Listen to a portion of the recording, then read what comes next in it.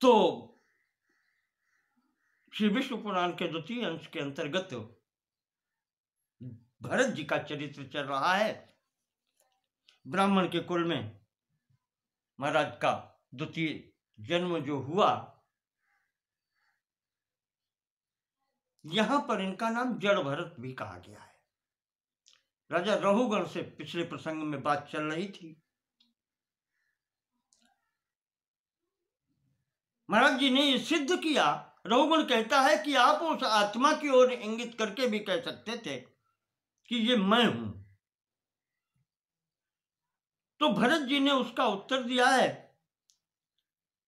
कि मैं कैसे कह दूं कि ये मैं हूं। आत्मा सर्वत्र एक है, एक मेवा द्वितीयकम, दूसरा कोई है नहीं। तो जो तुम में है, जो प्रत्येक जीव में है, वही मुझ में है। तो मैं अलग कहां से हूं जो मैं उससे कह दूं कि ये मैं हूं। और दूसरी बात राजन ये हुई कि जो वाणी कहेगी वो भी तो मैं नहीं है। उस वाणी से कहने में जो अंग सहायक हैं, जिह्वा, कंठ, मुख, दांत, तालू, ये भी तो अहम नहीं है, ये भी तो मैं नहीं है। कौन कहे, किसके लिए कहे?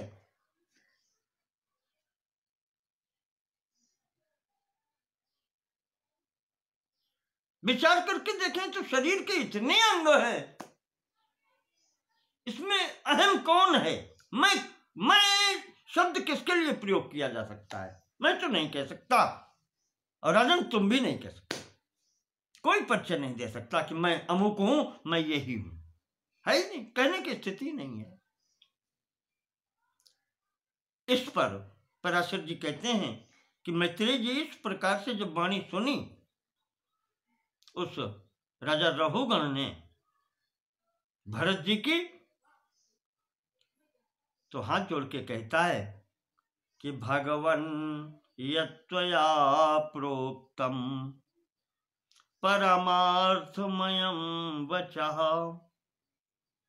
श्रुते तस्मिन् भ्रमन्तीव मनसो मम वृत्तयः।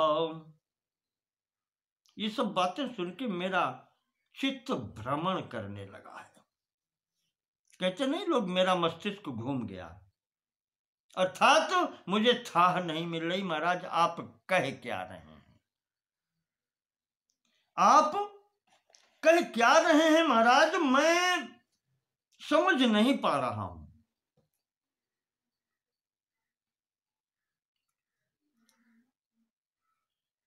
भ्रमतीव मनसो मम वृत्तियाः, मेरे मन की जो वृत्तियां भी हैं वो भ्रम में पड़ गई महाराज कि परमार्थ है क्या। फिर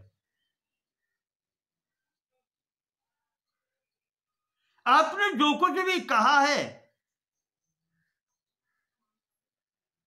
इतनी बुद्धि में रखता हूं प्रभु, ये लगता है कि आप उस ब्रह्म के संबंध में बात कर रहे हैं। एतद विवेक विज्ञानम, ये विवेक विज्ञान है। भवता दर्शितम विप्र, जिस मार्ग का आप निर्देश कर रहे हैं ब्राह्मण, तत्परम प्रकृतेर महत, वो तो प्रकृति से भी परम जो तत्व है, उससे भी परे जो तत्व है, उसकी आप बात कर रहे हैं।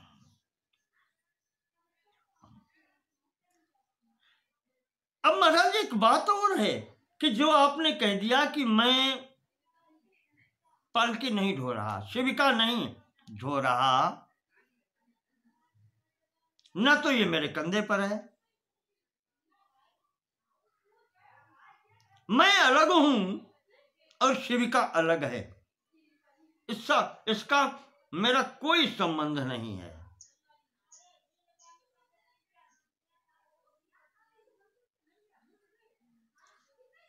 तो मुझे कोई थकान नहीं है।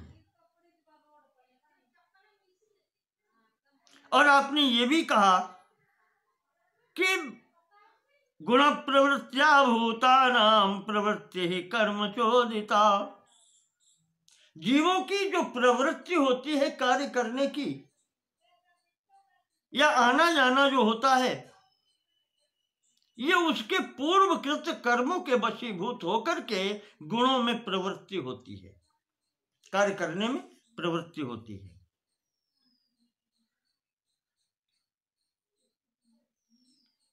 बात अच्छी की है आपने महाराज।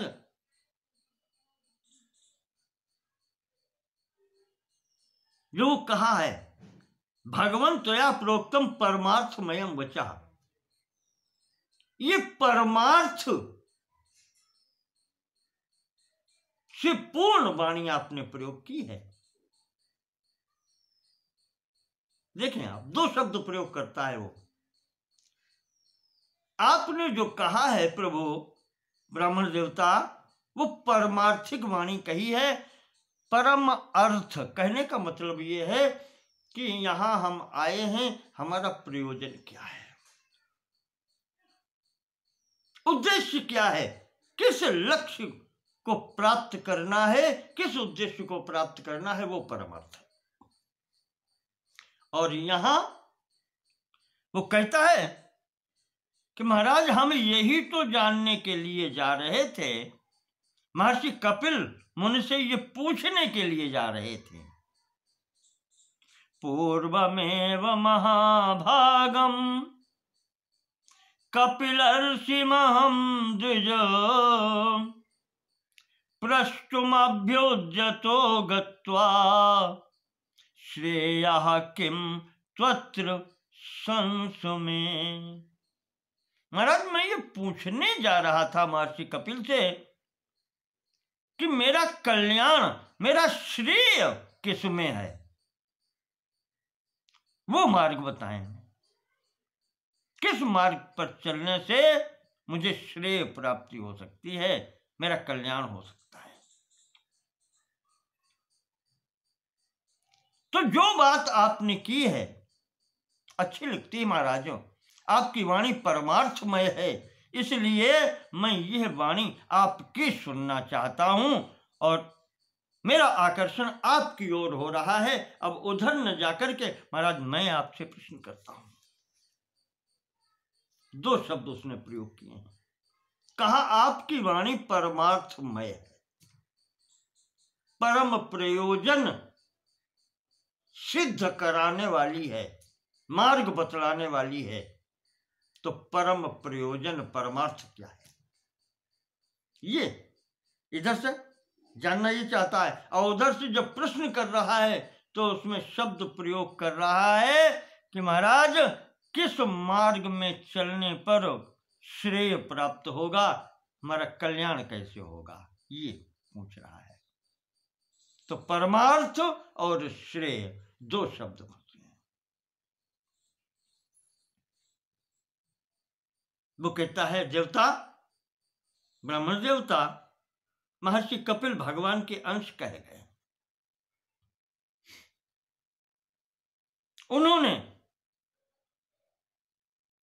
प्राणी का कल्याण करने के लिए अवतार लिया है।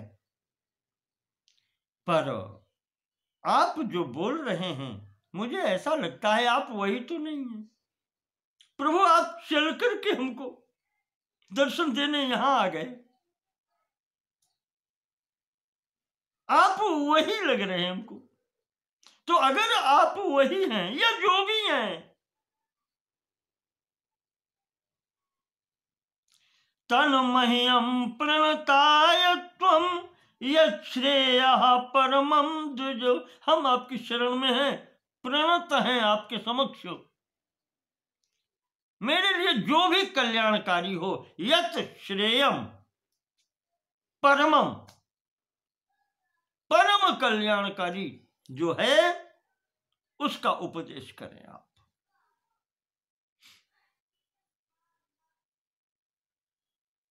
आपके अंतर्गत समस्त ज्ञान प्रतिष्ठित है प्रभु। तो मेरा कल्याण किस मार्ग से होगा वो आप बताओ, हम आपकी शरण में हैं। महाराज जी कहने लगे कि राजन, भूप पृच्छसि किम श्रेयः परमार्थम नु पृच्छसि। राजन, तुम मुझसे पूछना क्या चाहते हो? श्रेय पूछना चाहते हो या परमार्थ पूछना चाहते हो? पहले ये निर्णय करो।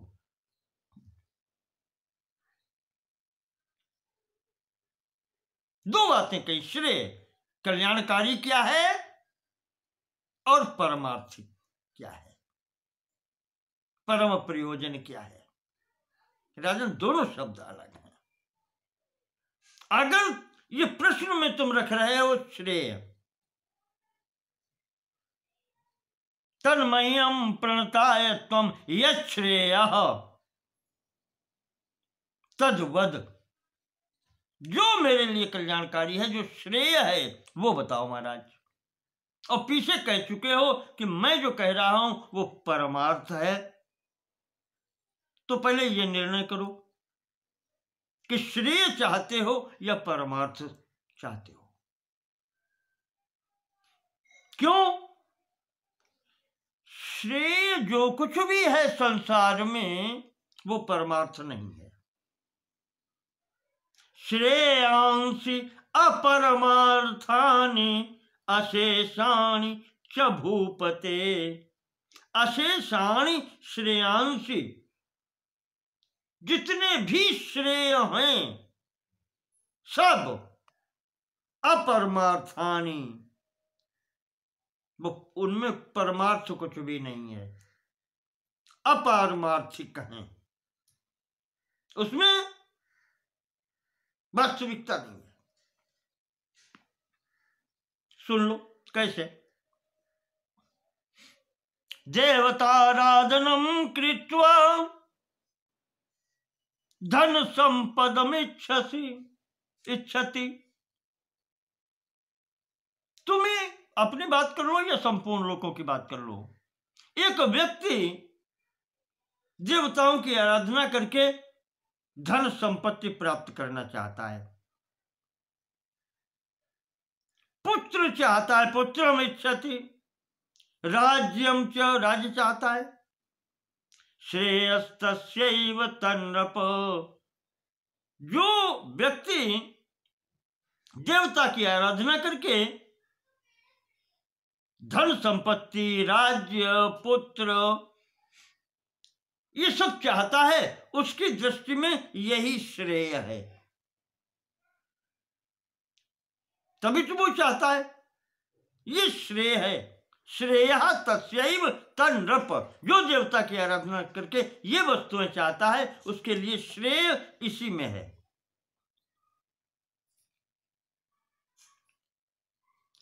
और यहां पर जो कर्म करने, वैसे कर्म कर ले आप, यज्ञात्मकम कर्म, जो यज्ञादि भी करता है और उनके फलस्वरूप स्वर्ग की इच्छा करता है, तो ये भी वो श्रेय है। स्वर्ग फल प्राप्ति कामना उसकी दृष्टि में उसके लिए वो श्रेय है।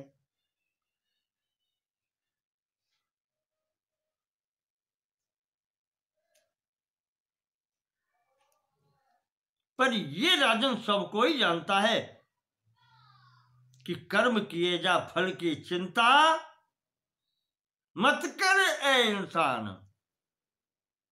जो भगवान ने गीता में कहा है, कर्मण्येवाधिकारस्ते मा फलेषु कदाचन,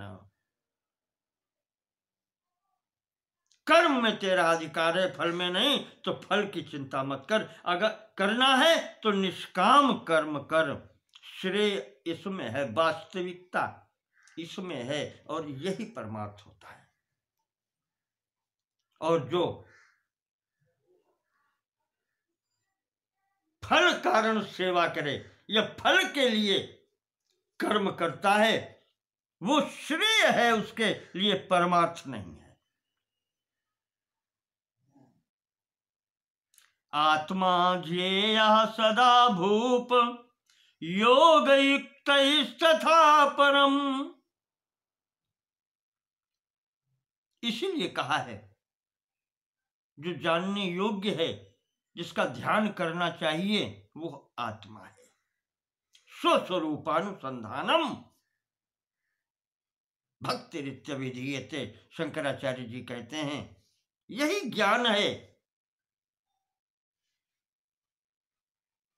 भक्ति की चरम अवस्था ही ज्ञान है।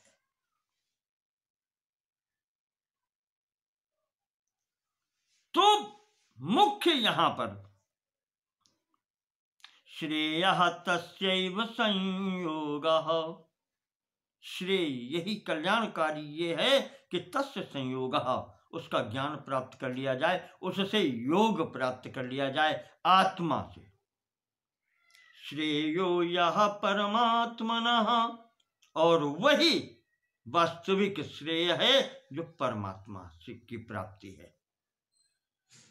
यह परम अर्थ है। श्रेय लौकिक भोगों की प्राप्ति ये श्रेय कहा जाता है, और परमात्मा प्राप्ति जो है वो परमार्थ है। स्वार्थ साच जीव कहूं एहा, मन कम बचन राम पद नेहा। उस परम पद की प्राप्ति, उस परमात्मा प्राप्ति, यह परमार्थ है। और इसमें किसी भी श्रेय की आवश्यकता नहीं होती।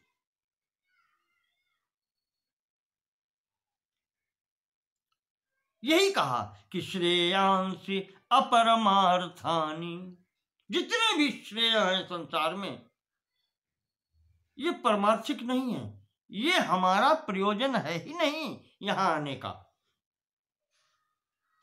लौकिक भोग प्राप्त करना ये श्रेय है। और कहते हैं कि श्रेय में कुछ आदि अंत नहीं होता। जैसे मैंने तपस्या करके पुत्र प्राप्त किया, देवताराधनम कृत्वा पुत्र प्राप्त किया, तो मेरे लिए अब श्रेय पुत्र हो गया। ठीक है, अगर इस प्रकार से मेरे लिए श्रेय पुत्र हो गया तो मेरे के पिता के लिए मैं श्रेय था, मेरे बाबा के लिए मेरे पिता श्रेय थे, तो श्रेय कितने हो गए? असंख्य। अच्छा यही सोच लो, देवताराधनम कृत्वा धन संपदमिच्छति, ठीक, पुत्रानिच्छति राज्यम च,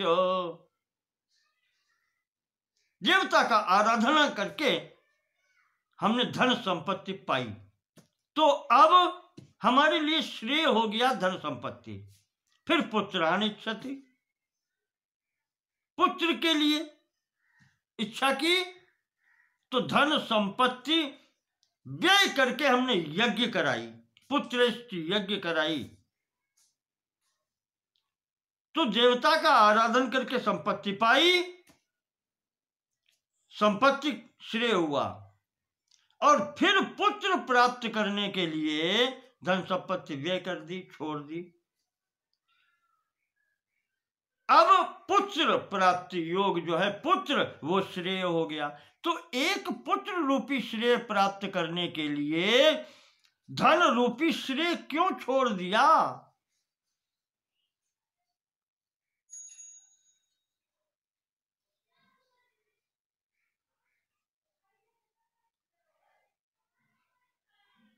यज्ञ करने के लिए धन क्यों छोड़ दिया?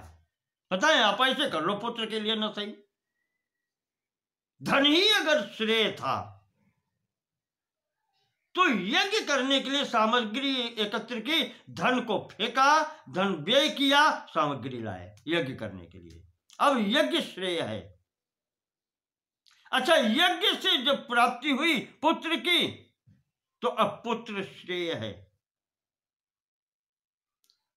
तो एक श्रेय के लिए दूसरे श्रेय को छोड़ते चले जाते हैं, ऐसा तो नहीं होना चाहिए। फिर इसमें कल्याण कहां, फिर श्रेय कहां? श्रेय वो होता है वास्तविक परम श्रेय या परमार्थ जिसको कहें, जिसका कभी त्याग नहीं होता है, सदैव एक रस एक जैसा रहता है। और इस संसार में परमार्थ कुछ भी है ही नहीं, एक जैसा रहने वाला कुछ भी नहीं है। राज्यादि प्राप्ति रत्रोक्ता,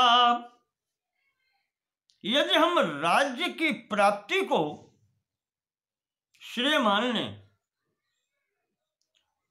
परमार्थ मान लें, परमार्थतया यदि, तो परमार्था भवन्त्यत्र न भवन्ति च वै तथा। तो राज्य तो कभी होता है कभी नहीं होता है, आता है जाता है। कैसे कहें कि ये परमार्थ है? ये परमार्थ हो ही नहीं सकता। जो कभी है और कभी नहीं है, ऐसा कोई भी तत्व परमार्थ नहीं हो सकता।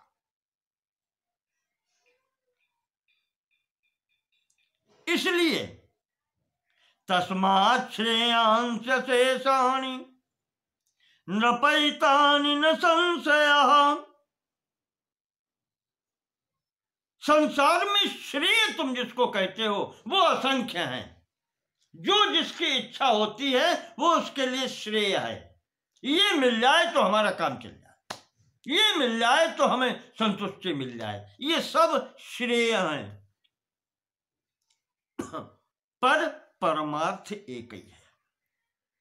परमार्थस्तु भूपाल, जो परमार्थ है वो संक्षेप में राजन सुनो हमसे, क्या है कि एको व्यापी समः शुद्धो निर्गुणो प्रकृते परः। वो एक ही है जो सर्वत्र व्याप्त है, सम अवस्था में है, शुद्ध अवस्था में है, गुणों से परे, निर्गुण है, प्रकृति से भी परे है। वो चेतन तत्व, वो सत्ता तत्व, जन्म वृद्ध्यादि रहितम, न जिसका जन्म होता है, न जिसमें वृद्धि होती है, न जिसमें लीनता होती है, इन सब से जो रहित है, आत्मा सर्वगतो व्ययः। वो जो आत्मा है सर्वगत है, सर्व शरीरों में व्याप्त है, वही वास्तविक परमार्थ है। परज्ञानमयो सद्भिर नाम जात्यादिभिर विभू, वो परम ज्ञानमय है। बस आप यूं कह लो उसको, विभू सर्वत्र व्यापक है। न उसका कभी न योगवान न युक्तो भून नैव पार्थिव योक्ष्यते, न वो कहीं जुड़ता है, न कभी उसका संयोग पहले भी हुआ है और न होगा कभी। दोनों अलग अलग हैं, खाली संसर्ग है। तस्मात् तस्यात्म परदेहेषु, इसीलिए वो जो है आत्मा जो है, सतोप्येकमयम् हि तत्, उसकी वैसी स्थिति आप समझ लीजिए, वो एक है। जैसे व्यक्ति बांसुरी में जब फूंकता है, बांस की लंबी है, अलग अलग छेद हैं, उसमें फूंक करके जब बांसुरी बजाता है तो जो छिद्र खोलता है उसके अनुसार स्वर बनते चले जाते हैं। वास्तव में जो हवा उसके अंदर वो बजाने वाला फूंक रहा है वो एक ही है। यही बात श्रुति कहती है। श्रुति में भी यही कहा गया है कि जैसे प्रत्येक शरीर में, या यूं कहें रूपम रूपम प्रतिरूपो बभूव, जैसे वायु सर्वत्र है पर बांसुरी के प्रत्येक छिद्र के अनुसार उसका स्वर दूसरे प्रकार का हो जाता है। इसी प्रकार से वो परमात्मा सब जगह उपस्थित है, पर उसका स्वरूप शरीर के अनुसार भिन्न भिन्न दिखाई पड़ता है।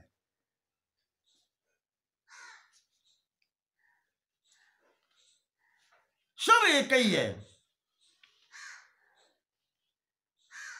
जैसे एक अग्नि स्वरूप विभिन्न रूपों में दिखाई पड़ता है। इस प्रकार से उसकी स्थिति है, कोई दूसरा है ही नहीं। ये उपनिषद भी कहती है, श्वेताश्वतर में आया हुआ है। तो एक स्वरूप वेदस्य बाह्य कर्मा प्रवृत्ति जहां देवादि भेदे पद्वस्ते नास्तेवा वर्णे ही सहो। वो एक ही आत्मा है जो देहों के कारण अलग अलग दिखाई पड़ रहा है। इन शरीरों का हटा दीजिए उपाधियां, ये मनुष्य, ये देव शरीर, ये पशु शरीर, ये मनुष्य शरीर, ये कीट पिपीलिका शरीर, इन सब शरीरों को हटा दीजिए तो वस्तुतः सत्ता मात्र वह एक ही है। इस बात को यहीं पर अब हम संक्षिप्त करते हैं और इसके आगे इसी प्रसंग में अभी और बाकी हैं 15-16 अध्याय, जो उनकी बात आगे करेंगे। आज का प्रसंग यहीं पूर्ण करते हैं। नमो नमः सर्वेषां कृत्य धन्यवादा। जल भरत जी का रघुगण के प्रति उपदेश सुनने लायक है, इसीलिए मैं इसको पूरा विस्तार में लेके चल रहा हूँ। धन्यवाद।